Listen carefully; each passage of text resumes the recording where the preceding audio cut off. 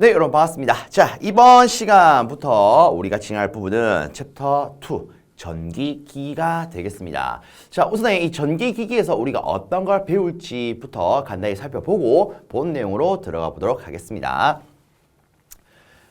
자, 이제부터는 우리가 두 번째 챕터, 전기기기를 다룰 겁니다. 자, 이 전기기 챕터에서 다룰 것은요, 일단 첫 번째 직류기라는 친구가 있습니다. 그 다음 두 번째 동기기, 그리고 세 번째 변압기, 그리고 네 번째 유도기, 그리고 라스트 정류기라는 친구가 있습니다. 그래서 크게 이렇게 뭐 5가지의 기기로 구성이 되어 있는데 좀 더 세부적으로 나누자면 이 직류기라고 하는 친구는요, 직류 발전기가 있고요. 그리고 직류 전동기라는 친구가 있습니다. 자, 아래쪽에 동기기도 매한가지로 동기 발전기라는 친구와 동기 전동기라는 친구가 있습니다. 그리고 이 친구도 실제 유도 발전기라는 것과 유도 전동기라는 게 있습니다.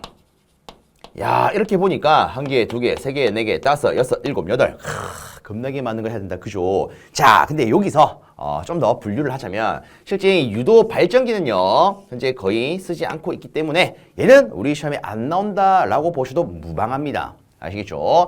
자, 그리고 이 동기 전동기 얘는요, 실제 내용이 그렇게 많지는 않습니다. 실제 이 동기 전동기는 우리 입장에서는 약간 특수한 목적으로 쓰기 때문에 그에 대해서 일부만 나온다라고 보시면 돼요. 그래서 이 친구는 실제 내용이 굉장히 조금 있습니다. 아시겠죠? 자, 그래서 뭐 전체적으로는 어쨌든 이렇게 분류를 할 수가 있는데 일단 이름부터 먼저 좀 보면 직류기. 얘는요, 일단 우리가 알고 있는 전기, 직류와 교류 중에 어떤 거에 대한 기기가 되겠습니까? 이름 그대로 오면 직류기네. 아, 얘는 직류에 대한 장비가 되겠다. 그죠? 그러면 나머지 동기기부터 유도기까지는 어떤 전기에 대한 장비가 되느냐? 교류를 쓰는 장비가 됩니다. 아시겠습니까? 자, 그리고 이 정류기는요, 약간 뭐라고 해야 될까? 보조적인 부분이라고 보시면 편하지 않을까 싶습니다. 미리 좀 언급드리면 이 정류라고 하는 것은 전류를 정제한다라는 의미를 가지고 있습니다. 그래서 교류를 직류로 바꾸는 데 쓰는 친구가 이 친구예요. 그래서 이 전기에 대한 형태를 변환하는데 부가적으로 사용되는 게 이 친구라고 보시면 되겠습니다. 아시겠죠? 좀 더 정확하게 말하면 얘는 하나의 반도체 소자다라고 보셔도 됩니다. 자, 어쨌든 우리의 실질적인 메인은요, 여기서 요까지라고 보시면 됩니다. 알겠습니까? 자, 그러면 우리가 앞으로 이 친구들에 대해서 한번 다루어 볼 텐데 일단 보면 전반적으로 발전기, 전동기, 발전기, 전동기, 발전기, 전동기 이렇게 나눠진 걸 볼 수가 있습니다. 그래서 본 내용으로 들어가기 앞서 이 발전기와 전동기에 대해서 간단히 필요한 부분 위주로 좀 언급을 드려보도록 하겠습니다. 실제 지금부터 제가 하는 내용의 대부분은 우리가 앞에서 배웠던 전기 이론에서 봤던 내용들이 될 겁니다. 자, 이렇게 한번 볼게요. 우리가 일단 제일 처음에는 자연스럽게 직류 발전기와 직류 전동기부터 볼 겁니다. 그래서 이렇게 순차적으로 진행을 한다라고 보시면 되는데, 자, 그럼 제가 이 직류 발전기나 직류 전동기 관점에서 이렇게 한번 언급 드려볼게요. 기본적으로 이 발전기라고 하는 것은요, 어떤 원리를 써서 해석을 할 수 있습니까? 자, 우리가 배운 것 중에 이런 게 있었습니다. 플레밍의 오른손 법칙. 기억나시나요? 자, 그럼 전동기는 어떤 원리를 가지고 해석할 수 있습니까? 플레밍의 왼손 법칙. 실제 이 발전기와 전동기의 큰 틀은요, 플레밍 법칙을 가지고 볼 수가 있습니다. 근데 다만 우리가 지금부터 다룰 이 두 번째 챕터 전기기기는요, 이거 외적으로 부가적으로 추가되는 내용 위주로 살펴볼 겁니다. 아시겠죠? 자, 그러면 우리 복수 차원에서 이렇게 한번 볼게요. 플레밍의 오른손 법칙이나 왼손 법칙은요, 우리가 각 손가락마다 의미하는 바들이 있었습니다. 맞나요? 자, 그래서 첫 번째 엄지, 그 다음에 두 번째 검지, 그리고 세 번째 중지에 대해서 간단히 한번 살펴볼게요. 자, 이 엄지는 어떤 방향을 의미를 했다? 힘의 방향을 의미를 했다. 그래서 우리가 F라고 쓸 수가 있었죠. 이 친구도 똑같습니다. 자, 검지는 자속 밀도. 그렇죠. 중지는 전류에 대한 방향을 가리켰어요. 그래서 우리가 F, B, I 이렇게 해서 해석할 수 있는 거 아니겠습니까? 그렇죠. 자, 그리고 이 발전기나 전동기는요. 안에 무언가가 회전할 수 있는 구조로 되어 있습니다. 그래서 우리가 이 친구들을 묶어서 뭐라고도 부르냐면 회전할 수 있는 기기, 회전기라고도 불러요. 회전기. 아시겠습니까? 좀 더 쉽게 말하면 여러분들 집에 선풍기 다 있다. 그죠? 선풍기처럼 안에 무언가 어쨌든 돌아가는 구조로 되어 있습니다. 알겠습니까? 그래서 재미난 건 실제 이 발전기나 전동기는요. 기계적인 구조는 거의 동일합니다. 거의 동일해요. 물론 부가적으로 일부의 요소에 대한 차이는 있을 수 있겠으나 큰 틀로 봤을 때는 기계적인 구조는 거의 흡사합니다. 알겠습니까? 그러면 제가 이렇게 넣어볼게요. 둘 다 회전을 한다면서요. 그렇죠? 그러면 동일한 방향으로 회전한다 라고 놓겠습니다. 어쨌든 회전은 힘이 작용하는 방향으로 회전하지 않겠습니까? 제가 예를 들어 여기 어떤 원판이 있어요.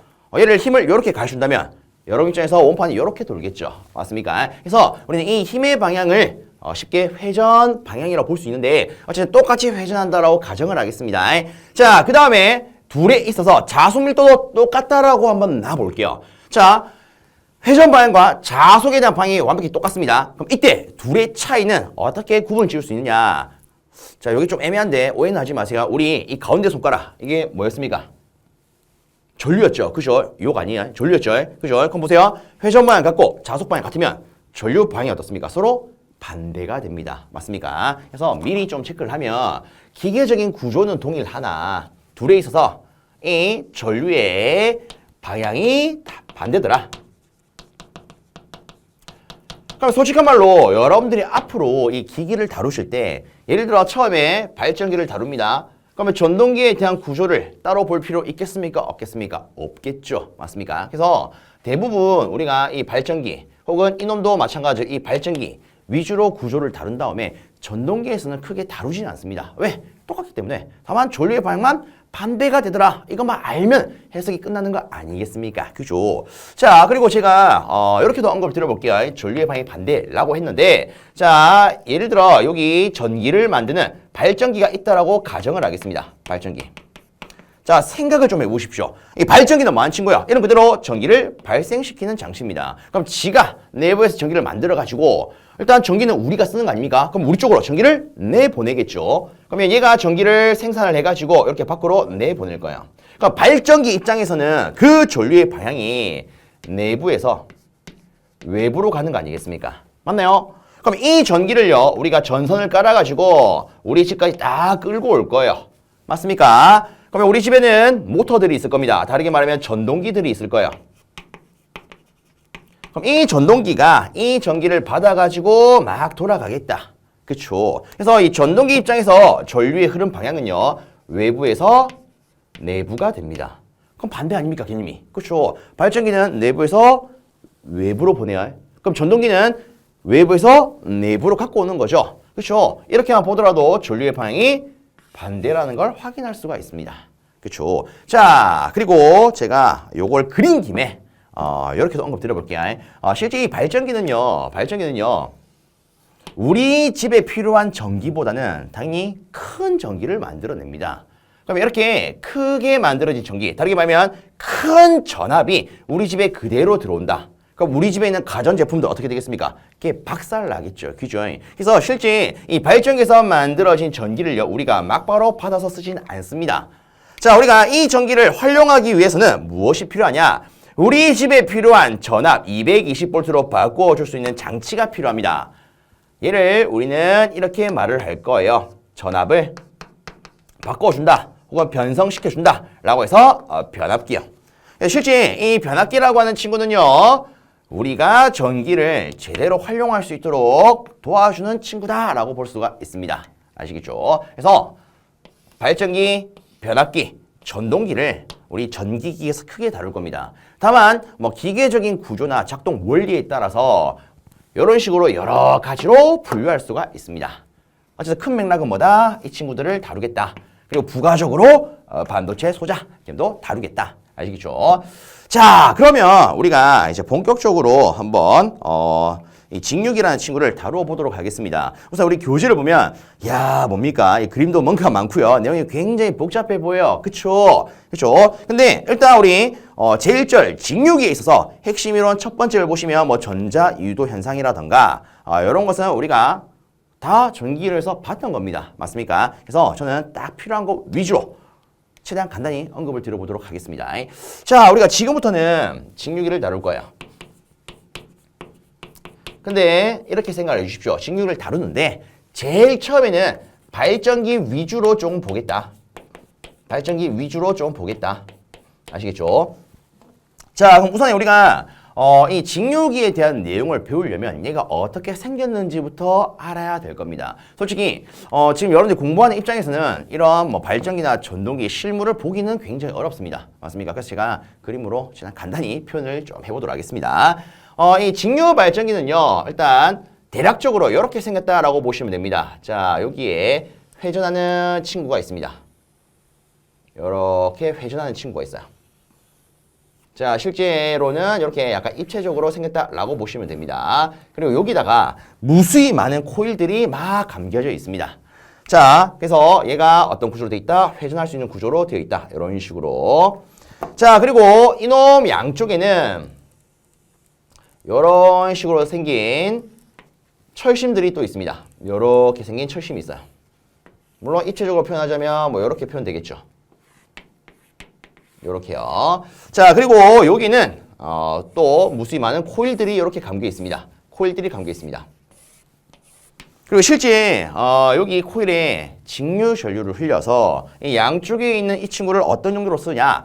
전자석의 용도로 씁니다. 자, 우리가 앞서 이 발전기나 전동기에 있어서 원리, 플레밍의 오른손 법칙, 플레밍의 왼손 법칙을 했는데 어쨌든 얘들이 돌아가려면 뭐가 필요합니까? 자속 밀도가 필요합니다. 맞습니까? 자속이 필요해요. 혹은 자속 밀도, 뭐 이렇게도 적어볼게요. 근데 이런 자속, 다르게 자기장의 성분을 만드는 게 대표적으로 누가 있습니까? 자석이 있지 않습니까? 그죠? 근데 우리가 다루는 이 전기 기기들에서는 이를 영구 자석으로 활용하는 게 아니라 기본적으로 전자석을 가지고 활용을 합니다. 그래서 여기 있는 게 뭐다? 전자석이다 라고 보시면 됩니다. 아시겠습니까? 얘가 뭐예요? 전자석. 다만 이 기기로 오면요, 이 전자석의 이름이 좀 바뀝니다. 자, 전자석 다시 한번 생각해 볼게요. 이 친구가 뭔 친구야? 전기를 흘려서 주위에 자기장을 만드는 친구 아니겠습니까? 그죠? 그래서 여기다가 전류를 흘리면 이놈이 그 주위에 자기장을 만든다. 다르게 자기장에 공간을 만든다 라고 해서 전기 기기에서는 이 친구를 앞으로 계자라고 부를 겁니다. 뭐라고 부른다고요? 계자. 자기장에 공간을 만든다라는 의미예요. 아시겠습니까? 그러면 실제 요거를 우리가 뭐 N극이라고 치부하고 S극이라고 치부한다면 N극에서 S극으로 자속이 이렇게 톡 지나갈 겁니다. 맞습니까? 그럼 자 보세요. 이 안에 있는 구리선들이 빙글빙글 돌면서 자속을 만났다가 안 만났다가 만났다가 안 만났다가 계속 시간에 대한 자속의 변화가 형성이 될 겁니다. 그렇죠? 그래서 우리가 뭐 좀 더 자세히 표현하자면 자, 요 부분에서는 시간에 대한 자속의 변화가 발생하기 때문에 전자 유도 현상이 일어나서 여기는 기전력이 발생하게 됩니다. 기전력이 발생하게 돼요. 근데 문제는 우리가 요걸 가지고 해석을 하게 되면 이 렌츠의 법칙에 의해서 뭐 방향도 따로 이 동작하는 거에 있어서 해석을 해야 되기 때문에 실제 좀 어렵게 들어갈 수가 있습니다. 그래서 요거를 쉽게 만들어낸 사람이 플레밍이라는 사람이 됩니다. 그래서 요거를 모두 종합해서 이놈을 쉽게 해석하는 원리를 만들어요. 그게 뭡니까? 플레밍의 오른손 법칙이요. 플레밍의 오른손 법칙요. 자, 어쨌든 중요한 건 이겁니다. 안에 회전하는 물체가 이런 자속을 받으면 여기서는 뭐가 생긴다? 기전력이 생긴다. 그죠? 자, 그럼 보세요. 이 안에 있는 원통은 결국 기전력을 만드는 거 아니겠습니까? 다르게 말하면 전기를 만드는 친구 아니겠습니까? 그럼 이때 이 전기를 만드는 부분을 우리가 앞으로 무엇이라 할 거냐? 얘를 전기를 만드는 자식, 전기자라고 부를 겁니다. 전기자. 아시겠습니까? 그래서 일단 이 기기들은 기본적으로 계자와 전기자로 이루어져 있더라. 요거를 미리 하나 좀 봐주십시오. 그리고 우리 시험에서는 실제 이 계자의 좀 더 자세한 구조, 전기자의 자세한 구조를 묻는 경우도 있습니다. 자, 다시 한번 볼게요. 계자, 다른 말로 전자석이었어요. 우리가 알고 있는 전자석 뭡니까? 철심에다가 구리선을 막 감은 거 아니겠습니까? 다른 말하면 코일을 감은 거 아니겠습니까? 근데 또 다르게 말하면 권선을 감은 거 아니겠습니까? 그래서 이 계좌의 구조를 제가 일단 하얗게 쓸게요. 이거는 한 번만 딱 들으시면 돼요. 어쨌든 철심에다가 권선을 감아야 되기 때문에 이렇게 말할 수가 있습니다. 아, 계좌의 구조는 계좌를 형성하는 철심과 계좌에 감긴 코일, 즉 계좌 권선으로 구성이 되어 있더라. 이거 암기할 거 딱히 없죠? 그죠? 자, 그럼 이 전기자도 어떻게 형성됩니까? 일단 뼈대가 실제 철로 되어 있어요. 그래서 철심과 여기에 무수히 감겨진 코일, 다르게 권선으로 구성이 됩니다. 그래서 이 전기자의 구성도요, 우리는 이렇게 쓸 수가 있습니다. 전기자 철심, 그리고 전기자 권선. 이렇게 이렇게 구성이 되어 있구나. 한 번만 딱 들으면 끝나요. 맞습니까? 그죠? 자, 그러면 제가 또 이렇게 또 한번 표현을 해볼게요. 우리가 일부만 가지고 해석을 하겠습니다. 예를 들어. 자, 여기에 코일을 막 감아요. 이렇게 감았다고 가정을 합시다. 여기도 쭉 감습니다. 그럼 여기도 이렇게 쭉 뒤쪽에 안 보이는 곳에 이렇게 표현되겠죠. 맞습니까? 자, 그리고 이렇게 선이 뽑혀져 있다라고 가정을 할게요. 자, 그러면 제가 이렇게도 한번 언급을 드려볼게요. 지금 제가 회전 방향을 이렇게 명시를 해놨습니다. 편의상 지금은 시계 방향으로 명시를 해놨어요. 그럼 과연 이 발전기가 시계의 방향을 돌 때 전기는 어떤 방향으로 생길까? 자, 요거 한번 따져보겠습니다. 자, 우리가 지금 하고 있는 건 뭐예요? 발전기입니다. 그죠? 그러면 이 발전기에 있어서 기전력의 방향을 쉽게 해석할 수 있는 것은 뭐가 있더라? 플레밍의 오른손 법칙이 있더라. 그렇죠? 얘를 종합해서 만든 게 이거 아니겠습니까? 한번 저는 오른손 가지고 바로 해석을 해보겠습니다. 자, 일단 제가 여기로 한번 가볼게요. 자, 예를 들어 얘가 돌고 있습니다. 그러면 우리는 이쪽에 있는 코일 부분은 위로 간다라고 볼 수 있을 거고요. 이쪽에 있는 부분은 아래쪽으로 간다. 이렇게 볼 수가 있을 거예요. 맞습니까? 그러면 일단 왼쪽에 있는 이놈부터 한번 해석을 해볼게요. 자, 여기에 작용하는 힘의 방향은 위쪽으로 잡을 수 있겠죠. 맞습니까? 그 다음에 자속의 방향은 이렇게 잡을 수 있겠죠. 그렇죠? 자속이 있으면 자속 밀도로도 해석할 수 있는 거 아니겠습니까? 자, 그럼 이때 여기에 흐르는 전류의 방향은 우리가 안쪽으로 흐른다라고 표현할 수 있을 겁니다. 자, 그래서 이 내부의 전류는 이렇게 흐르게 될 거예요. 근데 다르게 말하면 전류는 기전력이 있어야 흐를 수 있는 거 아니겠습니까? 그래서 이 부분에 있어서 기전력은 똑같이 이런 방향으로 형성된다. 이렇게도 해석할 수 있을 겁니다. 자, 그 다음으로 이제 이 부분을 가지고 또 한번 해석을 해볼게요. 자, 제가 살짝 또 이렇게 가겠습니다. 자, 이 부분은 작용하는 힘이 아래쪽으로 작용하고 있습니다. 그리고 자속은요, 왼쪽에서 오른쪽 아닙니까? 이렇게 뻗어줘야겠죠. 그럼 전류는 이렇게 나오겠네요. 자, 그래서 이 부분에 대한 전류는 우리가 이렇게 표현할 수 있겠죠. 즉, 발전기를 돌리게 되면 전류가 이런 식으로 나오게 됩니다. 아시겠습니까? 자, 그러면 여기서 제가 또 이렇게도 한번 해볼게요. 어쨌든 우리가 이 전류를 밖으로 또 뽑아낼 필요가 있을 겁니다. 맞습니까? 근데 자, 보세요. 우리가 지금 하고 있는 건 뭐예요? 직육이죠. 근데 문제가 하나 있습니다. 어떤 게 있냐면 예를 들어 이 코일을 가지고 상상을 좀 해보세요. 얘가 이 위치에 있을 때는 들어가는 방향으로 전류를 흘려요. 근데 얘가 회전을 하게 되면 반대쪽으로 오겠죠. 근데 이 위치에 가면은 나오는 쪽으로 전기를 흘립니다.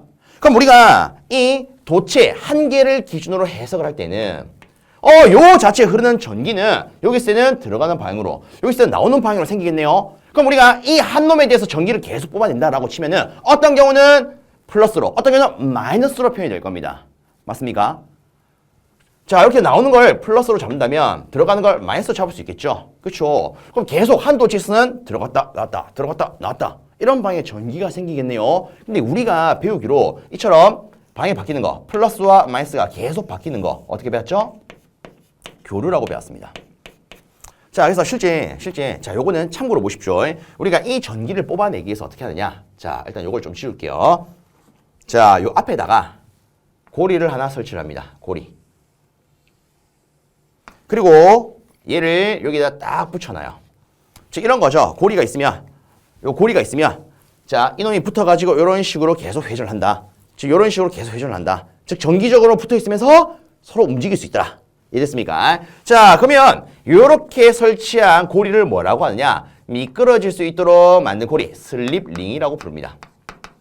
요거 절대 메모하지 마십시오. 일단 보십시오. 아시겠습니까? 자, 그럼 이 슬립링에다가 우리가 브러쉬라는 것을 설치를 해서 전기를 이렇게 뽑아낼 수가 있습니다. 근데 문제는 제가 방금 말했던 것처럼 우리가 이 한 도체를 기준으로 빙글빙글 돌리면 어떤 경우에는 플러스가 나오고요. 어떤 경우에는 마이너스가 나오는 이런 전기가 나오게 됩니다. 이거 뭐예요? 교류 아닙니까? 근데 우리가 지금 하는 건 뭐죠? 직류 발전기예요. 뭔가 이상하다. 그죠? 자, 실제 이런 게 있습니다. 이렇게 만들어서 돌리면 원적으로 뭐가 나온다? 교류가 나와요. 다르게 말하면 이런 형태의 발전기를 돌리면 내부에서는 실제 교류 전기가 만들어집니다. 자, 그래서 제가 전기 이론할 때 이런 언급했었죠. 인류가 제일 먼저 발견한 것은 교류더라. 근데 당시에는 이거를 쓸 수 있는 장비가 없었기 때문에 얘를 뭘로 바꾼다? 직류로 바꾼다. 맞습니까? 그래서 이렇게 만들면 처음에는 뭐가 나와요? 교류가 나옵니다. 그러면 우리가 얘를 직류로 바꿀 수 있도록 하나의 장치를 시설해야겠다. 그죠? 자, 그래서 어떻게 하냐? 이 슬립 링이라고 하는 친구를 위아래로 끊어줍니다. 위아래로 끊어줍니다. 그리고 자, 여기다가 브러쉬를 일단 다시 답니다.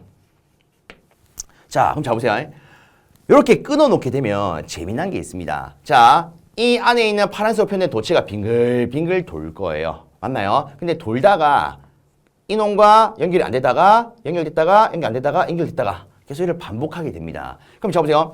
이놈이 왼쪽에 있을 때는 들어가는 방향, 즉 마이너스의 전기를 만들지 않겠습니까? 그러면 여기 있는 이 부분은 무조건 마이너스만 뽑게끔 될 겁니다. 자, 근데 이 부분은 자, 얘가 이렇게 내려올 때만 딱 부딪히고 있기 때문에 이때는 플러스 전기가 만들어지죠. 그럼 이 부분은 계속적으로 플러스만 생기게 될 거예요. 이해됐습니까? 자, 이런 거죠. 자, 예를 들어 이렇게 도체가 돌아가더라. 그러면 얘를 반으로 좀 쪼개겠습니다. 반으로 딱 쪼갤게요. 그러면 도체가 이런 식으로 지금 여기에 감긴 구리선이 이런 식으로 이동할 때는 뭘 만든다? 마이너스. 이런 식으로 이동할 때는 뭘 만든다? 플러스. 그러면 이 앞에 연결된 이 친구도 어떻게 돼 있냐면 지금 얘가 이렇게 끊겨져 있는 겁니다. 이렇게 끊겨져 있는 거예요. 그리고 전기적으로 이 친구들이 이런 식으로 접속이 되어 있는 겁니다. 그러면 도체가 이렇게 갈 때는 마이너스 전기를 만들어서 이 부분을 통해서 밖으로 배출할 거고 이렇게 왔을 때는 플러스가 만들어지겠죠. 그럼 플러스가 여기로 들어가서 밖으로 배출이 되지 않겠습니까? 그죠? 그럼 이렇게 되면 자, 여기서 전기를 밖으로 빼요. 얘는 항상 플러스의 전기만 나올 겁니다. 여기서 밖으로 빼면 얘는 항상 마이너스의 전기만 나올 거예요. 그러면 우리가 방금 봤던 이 슬립링을 이렇게 쪼개니까 한쪽은 플러스로만 한쪽은 마이너스로만 구성된 전기를 뽑을 수가 있겠네요. 자, 그럼 봅시다. 우리가 알고 있는 직류는요, 실질적으로는 이렇게 생겼습니다. 이렇게 생겼습니다. 맞습니까? 근데 여기서 우리가 전기를 이렇게 바로 뽑아낸다라고 치면은 제가 앞에 설명했던 것처럼 얘는 계속 플러스만 나올 거예요. 그렇죠? 그럼 이렇게 볼게요. 도체가 여기서 이렇게 진행을 합니다. 근데 여기는 막바로 누가 있어요? N극이 있죠. 그럼 여기 있을 때는 N극이래. S극이 있죠. 그럼 여기 있을 때는 S의 영향을 못 받다가 이렇게 오면 올수록 S의 영향을 많이 받겠죠. 다시 멀어질수록 S의 영향을 적게 받을 겁니다. 그러면 우리 이렇게 볼 수 있겠네요. 이렇게 여기서는 전기를 조금 만들다가 이렇게 올수록 영향을 많이 받으니까 전기를 많이 만들겠네. 이렇게 오면 적게 만들겠네. 그러면 이걸 그대로 그림을 그리면 이런 식으로. 그리고 그 다음에 코일이 왔을 때 또 이런 식으로. 그 다음에 코일이 왔을 때 또 이런 식으로 전기가 만들어지겠네. 이렇게 생각을 해볼 수가 있을 겁니다. 반대로 여기서 전기를 뺀다면 얘는 이제 이렇게 되겠죠. 근데 자 보세요. 어쨌든 우리가 알고 있는 직류는요, 항상 부호가 어떻습니까? 똑같죠? 근데 얘도 어때요? 부호가 어쨌든 플러스로 똑같습니다. 얘는 반대로 마이너스로 똑같아요. 그죠? 근데 우리가 아는 직선은 아닙니다. 맞습니까? 그래서 이런 것을 뭐라고 부르냐? 어제 직류와 똑같이 극성이 일정하네? 그럼 얘는 우리가 직류의 일종이라고 볼 수가 있습니다. 직류의 일종. 근데 형태적으로는 달라요. 근데 얘가 마치 이렇게 생겼습니다. 맥박처럼 두쿵 뛰는 형태로. 맞습니까? 그래서 이런 형태의 직류의 일종으로 나타나는 성분을 우리는 앞으로 맥류라고 부를 거야. 맥류. 근데 여러분들이 시험 문제를 풀면서 이 맥류라는 이름을 볼 일은 거의 없을 겁니다. 물론 일부는 있지만 거의 없어요. 자, 그러면 여기서 한 가지. 요런 직류를 뽑으려면 어떻게 해야 될까? 실제 이놈을 좀 더 잘게 쪼갭니다. 잘게 쪼개면 쪼개진 것만큼 이런 식으로 전기가 추가적으로 나옵니다. 중간에 추가적으로 나와요. 그럼 얘들을 싹 다 합하면 거의 직선에 가깝게 이렇게 나오겠죠. 그쵸? 그래서 이 직류 발전기는요, 이런 식으로 구성이 됩니다. 그럼 이때 이놈의 이름도 우리가 알아야겠다. 그죠? 자, 그래서 불필요한 거 지우고 제가 좀 더 이쁘게 이렇게 그림을 그리도록 하겠습니다. 자, 이 앞에는 실제 이제 슬립링이 아니라 하나의 구리판을 설치할 겁니다. 자, 여기다 합시다. 구리판을 이렇게 설치를 할 거예요. 그리고 얘를 어떻게 하겠다? 이렇게 쪼개겠다. 쪼갭니다. 그럼 이렇게 되면 한쪽은 플러스만 한쪽은 마이너스만 나오게 될 거예요. 근데 얘를 좀 더 잘게 이런 식으로 쪼갠다면 얘가 어떻게 된다? 좀 더 직선에 가까운 직류가 만들어진다. 그러면 이처럼 교류를 바꾸고 나서 직류로 바꿔주는 이 부분을 우리가 앞으로 무엇이라 할 거냐? 얘를 정류자라고 할 겁니다. 요거를 조금만 이쪽에 씁시다. 정류자라고 할 거예요. 제가 앞에 이렇게 언급드렸습니다. 정류라고 하는 게 무엇을 의미한다? 교류를 직류로 바꾸는 걸 의미를 한다. 근데 저 보세요. 여기 오면 이름이 얘는 정류기입니다. 얘는 정류자예요. 뭔가 조금 다르죠. 자, 그래서 정류기라고 하는 것은 물론 우리가 추후에 다루겠지만 얘는 반도체 개념이라 보시면 돼요. 여기는 정류자는 반도체는 아닙니다. 쉽게 말하면 구리판을 그냥 단순히 쪼갠 게 끝이에요. 아시겠습니까? 자, 그리고 이 정류자로부터 전기를 뽑아서 밖으로 배출할 수 있는 친구가 있습니다. 이 친구를 뭐라고 하느냐? 제가 앞에 은연중에 말했어요. 이 친구를 브러쉬라고 합니다. 쉽게 말하면 이런 거예요. 여기 걸러진 전기를 쓸어 담아서 보내준다. 우리 뭐 방을 청소할 때 쓸 때 뭐 씁니까? 빗자루 쓰잖아요. 영어로 하면 브러쉬죠. 이렇게 생각하시면 좀 편하실 겁니다. 자, 그래서 이 직류 발전기는요, 전체적인 구조는 이제 이렇게 들어갑니다. 계자, 전기자, 정류자로 구성이 되어 있다. 그리고 부가적으로 뭘 쓴다? 브러쉬를 쓴다. 자, 그럼 여기서 정리 하나만 좀 하고 들어가겠습니다. 실제 우리 시험에 간혹 가다가 이런 걸 묻습니다. 직류, 첫 번째, 직류 발전기의 구성 3대 요소를 골라봐라. 혹은 3대 요소에 포함되지 않는 것을 골라봐라. 이렇게 묻습니다. 그래서 구성 3대 요소를 정리를 좀 하겠습니다. 자, 첫 번째는 뭐가 있느냐? 전기를 만드는 자식, 전기자가 있습니다. 두 번째는요, 어쨌든 전기를 만들려면 뭐가 필요하죠? 자속 밀도가 필요하죠. 그래서 이것을 형성해 줄 수 있는, 다르게 자속을 형성할 수 있는 계자가 또 들어갑니다. 자, 그 다음에 세 번째. 지금 우리가 하고 있는 것은 직류 발전기입니다. 맞습니까? 직류 발전기에. 근데 애초에 얘가 돌아가면 뭘 만든다고요? 교류를 만든다고요. 당연히 교류를 직류로 바꿀 수 있는 장치가 무조건 필요하겠죠. 이게 누구였어요? 정류자예요. 그래서 우리는 이 세 개를 직류 발전기의 구성 3대 요소라고 부릅니다. 물론 직류 발전기뿐만 아니라 직류 전동기도 마찬가지예요. 그러면 우리가 포괄적으로 이렇게 쓰면 되겠네요. 자, 다시 큰 1번. 직류기의 구성 3대 요소 어떻게 된다? 전기자, 계자, 정류자가 된다. 그리고 실제 이놈들에 대한 역할도 시험에 나옵니다. 자, 전기자는 간단해요. 전기 들어가 있지 않습니까? 뭘 만들어요? 전기를 만들어요. 그래서 얘는 전기를 발생을 시킵니다. 좀 더 정확하게 여기서 발생된 전기를 우리는 이렇게 말할 수가 있죠. 유도 기전력량. 그래서 우리 시험에서는 이렇게 나옵니다. 다음 중 전기자의 역할로 옳은 것을 골라라. 그럼 보기 중에 이런 게 있겠죠. 하나는 전기를 발생시키는 부분이요. 혹은 또 다른 문제는 유도 기전력을 발생시키는 부분이요. 이렇게 나올 수 있습니다. 자, 그 다음으로 계자. 이놈의 의미가 뭐라고요? 자기장의 공간이라고요. 그렇죠? 그래서 이 친구는 발전에 필요한 자속을 발생시키는 부분이다. 이렇게 쓸 수가 있겠습니다. 그럼 정류자는? 자, 정류가 뭐라고요? 전류를 정제해 준다고요. 그래서 정확하게 교류를 직류로 바꿔 줍니다. 자, 그래서 제가 3대 요소에 대해서 역할까지도 한번 정리를 해봤습니다. 자, 그리고 부가적으로 이 외적으로 이 브러쉬에 대해서도 시험 문제 나옵니다. 그래서 플러스 알파로 브러쉬도 따로 하나 적어 놓겠습니다. 자, 브러쉬의 정확한 역할은 뭡니까? 물론 제가 앞에 이런 말 했습니다. 아, 여기서 정제된 전류를 쓸어 담아서 밖으로 보낸다고요. 근데 실제 얘가 없으면 밖의 회로와 연결될 수가 없습니다. 그래서 우리는 이렇게 말할 수 있습니다. 브러쉬 역할은 이 발전기와 외부 회로를 연결해 줄 수 있더라. 그래서 간단히 이렇게 쓸게요. 이 친구는 외부 회로와 연결해 줄 수 있는 친구가 됩니다.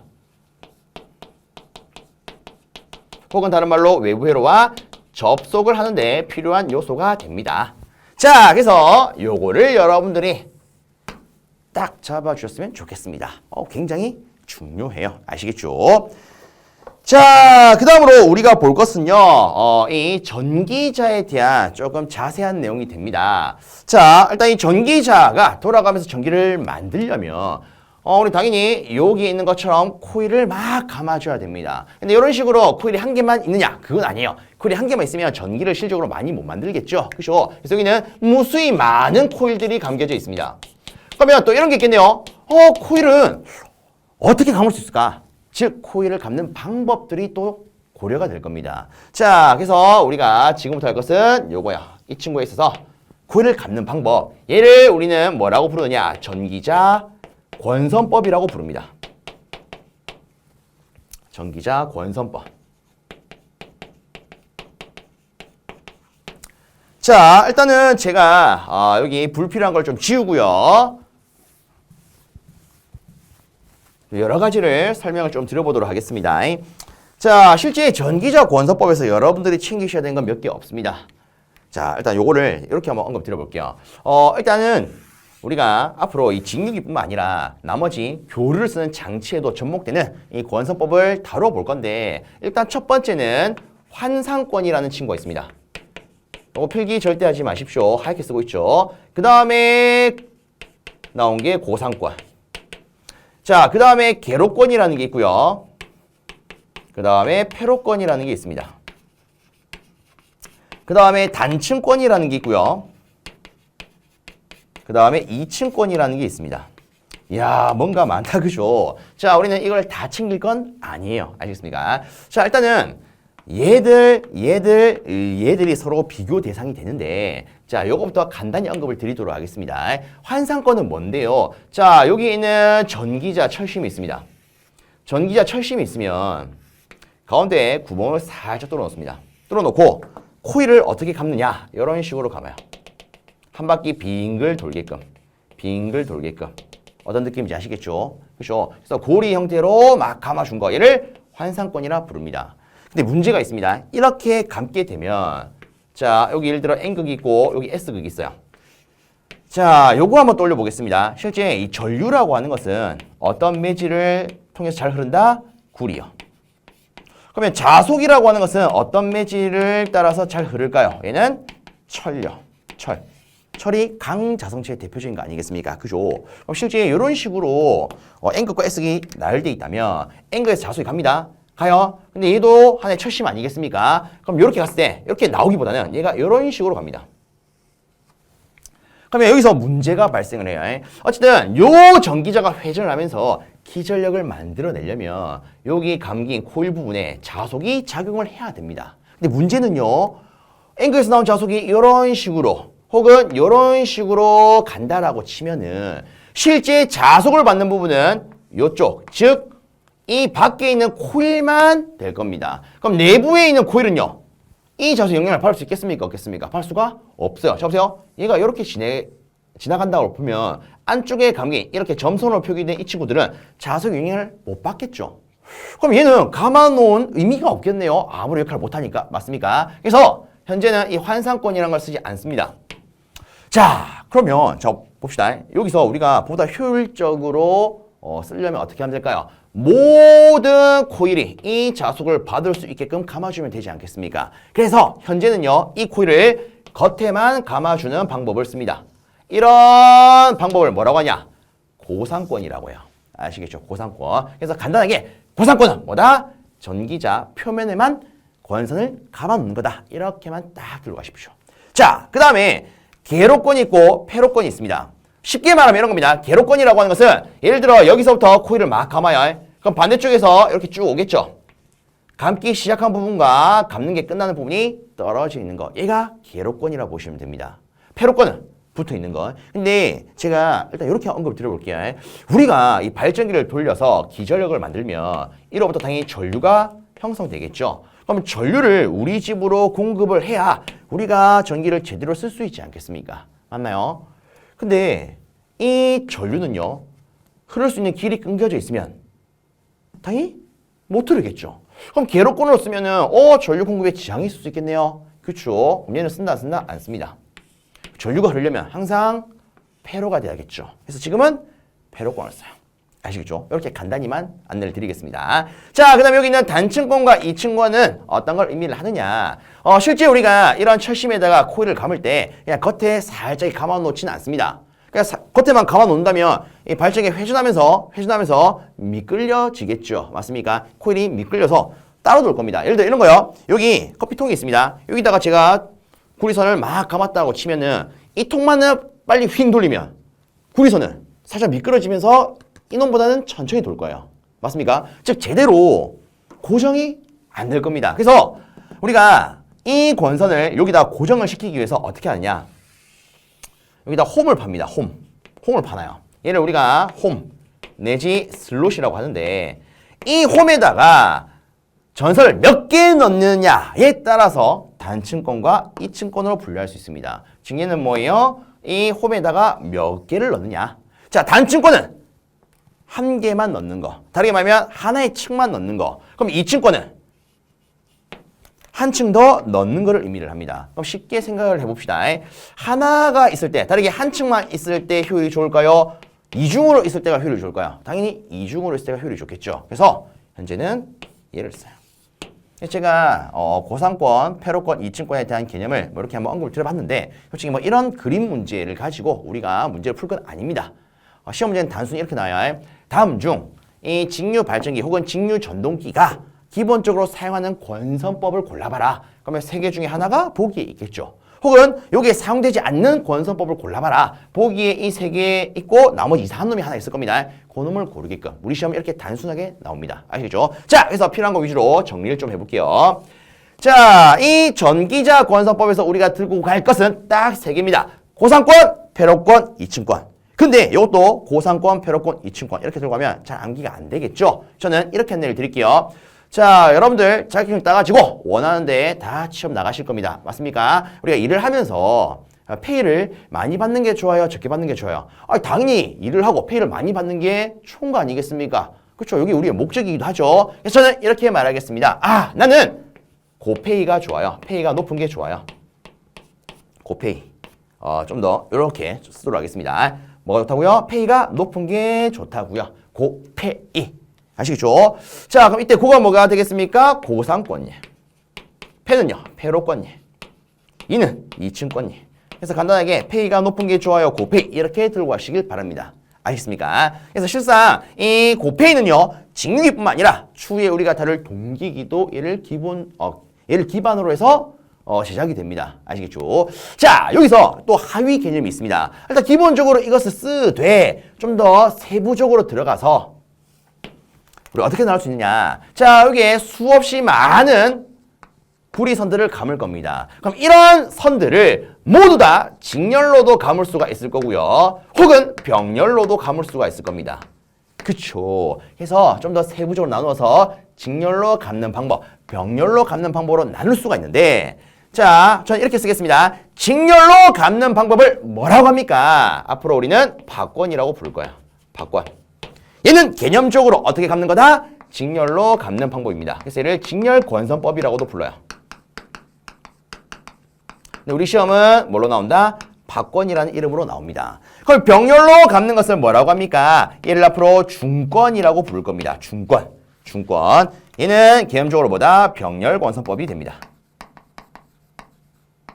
그럼 우리 시험에서는 이 파권과 중권에 대한 특징이 또 나오겠다. 그죠? 그래서 요거를 제가 또 최대한 간단히 안내를 드려보도록 하겠습니다. 자, 일단은 우리가 기본적으로 고페이 이층권을 쓴다라는 걸 좀 하나 잡아 주시고요. 저는 이렇게 가정을 해볼게요. 이 전기자에다가 코일을 8개 감을 겁니다. 이렇게 합시다. 우리가 앞으로요. 이렇게 한 바퀴 감은 것을 코일 한 개라고 부를 거예요. 근데 이 코일에 있어서 실제 자속을 받아서 전기를 만들 수 있는 부분을 우리가 코일변이라 부릅니다. 다르게는 얘를 우리가 하나의 도체라고 불러요. 도체. 그러면 우리는 이렇게 볼 수 있겠죠. 코일 하나는 도체가 몇 개 있다? 2개가 있다. 그렇죠? 저는 편의상 이렇게 놓겠습니다. 도체가 8개 있대요. 8개 있대요. 그럼 이때 얘를 가지고 파권을 한번 표기를 해볼 거고요. 중권도 한번 표기를 해볼 겁니다.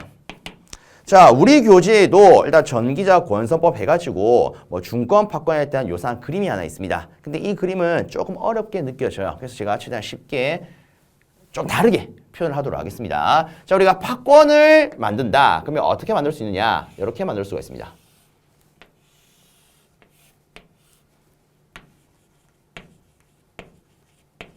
자, 얘가 도체 한 개라고 보시면 돼요. 그럼 여기도 도체가 이런 식으로 있습니다. 근데 여기서 뭔가 이상한 게 하나 있죠. 아니, 도체 8개 해서 1, 2, 3, 4, 5, 6, 7 표시를 했는데 아니 분명히 이놈이 파권하면 직렬로 하는 거라며. 근데 여기 왜 병렬로 하나가 더 있느냐. 그죠? 자, 제가 얘를 그리기 전에 뭘 체크했죠? 2층권. 2층권. 그래서 얘는 2층으로 있기 때문에 이렇게 만들 수밖에 없습니다. 아시겠죠? 2층으로 하되 모두가 다 직렬로 된 거. 이게 뭐다? 파권이에요. 아시겠습니까? 그럼 중권은 어떻게 표현할 수 있느냐? 자, 간단하게 이렇게 또 표기를 하도록 하겠습니다. 중권은 개념적으로 병렬 권선법이죠. 맞습니까? 자, 근데 실제 그림은요. 이렇게 표현할 수가 있습니다. 이거 따라 그리지 마세요. 얘도 뭔가 이상하죠? 아니, 싹 다 병렬이 아니라 왜 2개씩은 또 직렬인데? 자, 실질적으로 이런 겁니다. 얘가 하나의 코일이에요. 자, 얘가 요거라고 보시면 됩니다. 이해됐습니까? 근데 코일에는 도체가 몇 개 있다고요? 2개가 있다고요. 하나 도체 거치고 하나 도체 오죠. 그래서 하나 도체 거치고 하나 도체 오더라. 이게 하나의 코일이라고 보시면 돼요. 아시겠습니까? 아시겠습니까? 자, 그러면 봅시다. 예를 들어 우리가 이렇게 빙글빙글 돌립니다. 돌릴 때 이 하나의 도체에서 만든 기전력을 E라고 쓸 거고요. 하나 도체에서 만든 전류를 I라고 표기를 해볼게요. 제가 뭐라 했죠? 하나 도체에서 만드는 걸 E, 하나 도체에서 만드는 걸 I. 아시겠습니까? 그러면 여기다 그대로 표기하면 하나 도체에서 E가 만들어지네. 얘도 E, 얘도 E, 얘가 E가 되겠네요. 얘도 E, E, E, E. 그러면 나머지도 다 이렇게 표기가 되겠죠. 그렇죠? 자, 그 다음에 하나의 도체에서 흐르는 전류를 I 이렇게 표현했습니다. 그럼 얘도 I, 얘도 I 이렇게 될 거예요. 얘도 이렇게 될 겁니다. 자, 그럼 이걸 가지고 우리가 전기 이론에서 배웠던 걸 가지고만 해석을 해보도록 하겠습니다. 자, 일단 보시면 이 부분 보니까 도체 4개가 직렬로 되어 있다. 그죠? 자, 우리가 배우기로 전류는 직렬 회로에서 변할 수 있어요? 없어요? 없어요. 직렬 회로에서는 일정하지 않습니까? 그럼 얘가 I라면 이 부분도 I. 그러면 이렇게 나올 때도 I만 나올 겁니다. 맞습니까? 그러면 당연히 아래쪽 경로를 통해서도 I라는 전류가 나올 거예요. 근데 이놈과 이놈은 병렬이기 때문에 이렇게 밖으로 나온다면 2개가 합산돼서 2I라는 전류가 나오겠죠. 맞나요?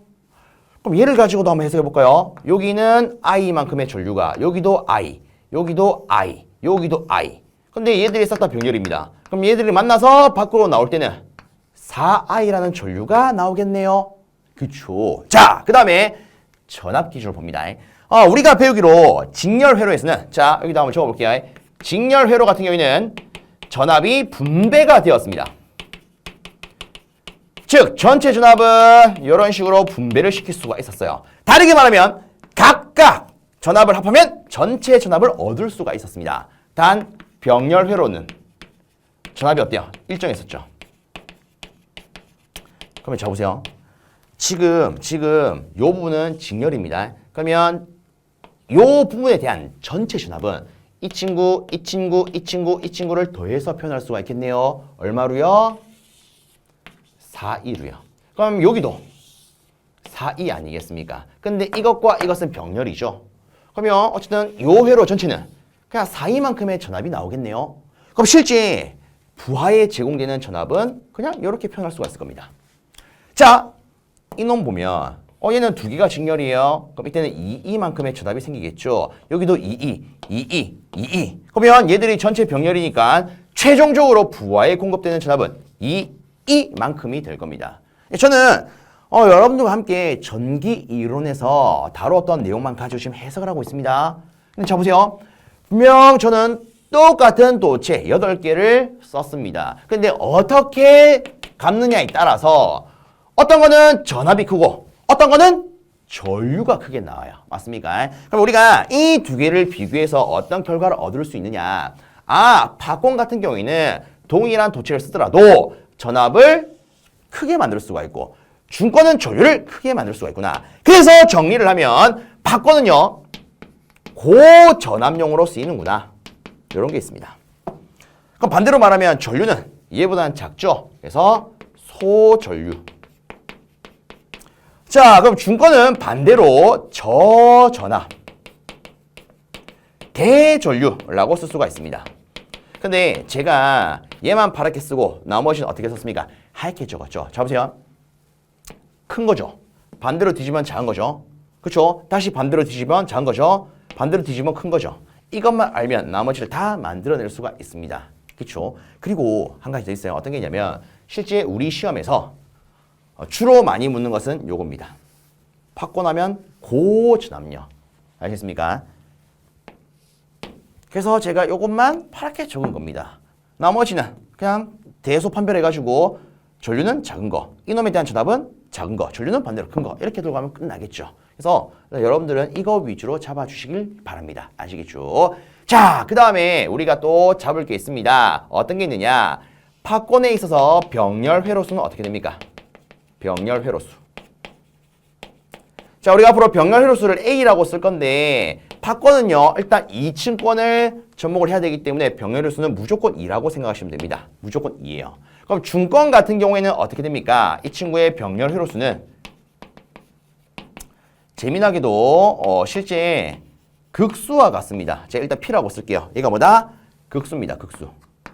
이 극수가 뭘 의미합니까? 쉽게 말해 이런 거예요. N극과 S극의 수. 그럼 지금 이 그림을 보면 N극, S극이 몇 개 있어요? 2개 있죠. 극수가 2다. 이렇게 표현할 수가 있습니다. 아시겠습니까? 그럼 예를 들어 우리가 중권으로 만들었는데 극수를 4개로 만들었어요. 그럼 증권할 때 병렬 수 몇 개를 만들어야 된다? 4개를 만들어야 된다. 이런 의미가 되겠습니다. 아시겠죠? 자, 그 다음에 또 재미난 게 하나 있습니다. 요거는 물론 우리 시험에 잘 묻진 않지만 실제 브러쉬의 개수와도 같습니다. B라고 쓴 게 뭐다? 브러쉬 개수입니다. 아시겠죠? 브러쉬 개수야. 그래서 요거를 잘 잡아 주십시오. 자, 그리고 또 이런 게 있어요. 요거는 한 번만 들으시면 되는데 M중 박권, M중 중권이라는 게 나옵니다. 자, 이게 무슨 말이냐? 팝콘이 있으면 얘가 M중으로 돼 있다. 예를 들어 2중으로 돼 있다면 팝콘이 몇 개 있다? 한 개, 2개. 팝콘이 있다가 2개가 있다라는 말입니다. 아시겠습니까? 그러면 예를 들어 2중 팝콘이라면 병렬 회로수가 몇 개 나올까요? 2중이니까 여기다 2를 곱하면 됩니다. 4개. 그러면 3중이라면 3을 곱하면 돼요. 6개. 이해됐습니까? 그래서 우리가 기본적으로 말하는 팝콘과 중권은요. 좀 더 정확하게 말하면 단중 팝콘, 단중 중권이라고 부를 수가 있습니다. 근데 우리는 그냥 중권, 팝콘 이렇게만 들고 가도 무방합니다. 왜? 시험 문제에서는 단중, 팝콘 이렇게 줄 때도 있지만 그냥 팝콘 이렇게 많이 주거든요. 아시겠습니까? 그럼 예를 들어 2중, 3중, 4중이 나온다. 어떻게 하면 돼요? 여러분들이 배운 이 값에다가 2중이면 2를 곱하고 얘도 마찬가지죠. 3중이면 3을 곱하고 4중이면 4를 곱하시면 됩니다. 이해됐습니까? 그래서 이거는 별도로 메모하실 필요도 없습니다. 자, 그 다음에 한 가지만 더 챙기고 마무리 짓도록 하겠습니다. 실제 이 중권은요. 별도의 장치가 또 필요합니다. 어떤 게 필요합니까? 균합환이라는 게 필요해요. 균합환. 다르게는 우리가 균합골이라고도 부릅니다. 얘가 뭡니까? 이름 그대로 보면 전압을 균일하게 해주는 골이라는 뜻이에요. 자, 쉽게 말할게요.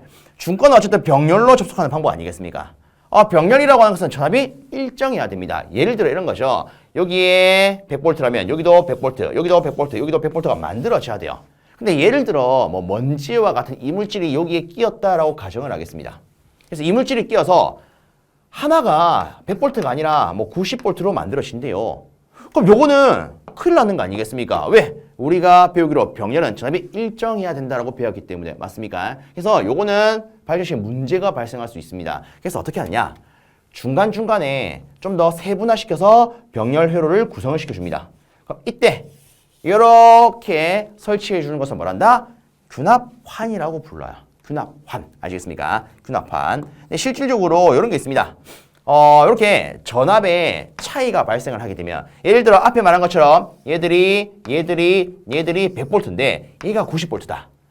그럼 전기는 항상 높은 데서 낮은 데로 가려는 성질이 있기 때문에 높은 데서 낮은 데로 전기가 팍 튑니다. 얘가 어떤 형태로 튀냐? 불꽃의 형태로 튀어요. 그래서 얘를 우리가 전기 불꽃 혹은 다르게 섬락이라고 부릅니다. 그럼 생각을 해보세요. 발전기를 돌리는데 파직 하면서 불꽃이 튀어요. 얼마나 무섭겠습니까? 그죠? 근데 균합판을 설치하게 되면 좀 더 세분화돼서 병렬효로서 잡히기 때문에 이놈이 거의 바뀔 일이 없어집니다. 그러면 섬락이 없어지겠죠. 맞습니까? 그래서 이 균합판의 역할은 뭡니까? 이렇게도 나올 수 있는데 얘는 이렇게 쓸 수가 있습니다. 섬락 방지. 혹은 이로 인한 과열을 방지할 수 있다. 자, 그래서 우리가 이 전기자 권선법도 일단 필요한 거 위주로 한번 정리를 이렇게 해봤습니다. 자, 그래서 제가 이번 시간에 이 전기기기에 대한 개요적인 부분 간단히 언급을 드렸고요. 그리고 이 직류기에 대해서 구조적인 측면과 우리한테 필요한 내용을 언급드렸는데 이번 시간에 있어서 여러분들이 잡으셔야 되는 내용은 딱 요 정도가 됩니다. 자, 살짝 비켜드릴게요. 자, 그래서 요거 확실히 좀 잡아주시고요. 자, 저는 또 이 다음 시간에 내용을 이어서 여러분과 함께 진행을 하도록 하겠습니다. 자, 여러분들 수고 많으셨습니다.